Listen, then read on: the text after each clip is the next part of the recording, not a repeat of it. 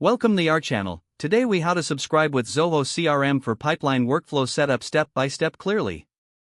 To begin setting up your pipeline workflow with Zoho CRM, start by logging into your Zoho CRM account. Once you are logged in, navigate to the settings option found in the top right corner. In the settings menu, locate and select automation from the list of options. Under automation, click on workflow rules. Next, choose the Create Rule button to start a new workflow setup. You will be prompted to select the module for which you want to create the workflow. After selecting the module, give your workflow a descriptive name to ensure easy identification. Now, set the criteria for when this workflow should trigger. Select the appropriate conditions based on your requirements.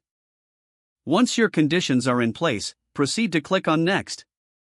In this step, you will choose the action that should occur when the workflow is triggered.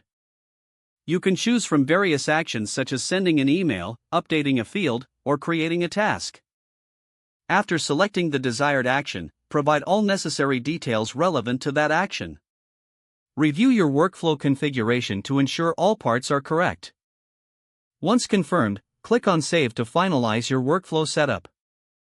Your pipeline workflow is now successfully created and ready to be utilized. You can monitor and make adjustments to your workflow at any time from the Workflow Rules section. That concludes the step-by-step guide to subscribing with Zoho CRM for pipeline workflow setup. If the page does not load, refresh the browser or try again in a private or incognito window. Make sure you are using the correct email address, then retype it carefully to avoid small typos. If your password is not accepted, use the reset option and create a new strong password you can remember. Check your spam folder for verification or security emails, then complete any requested confirmation steps. Enable two-factor authentication if available to improve account security and reduce unauthorized access risk. After signing in, review your profile details so your contact information and settings are accurate and current. If you see an error message, note it down and try again after restarting your device and internet connection. Log out when you finish, especially on shared devices, to keep your account and payment information secure. If the page does not load, refresh the browser or try again in a private or incognito window. Make sure you are using the correct email address, then retype it carefully to avoid small typos. If your password is not accepted, use the reset option and create a new strong password you can remember.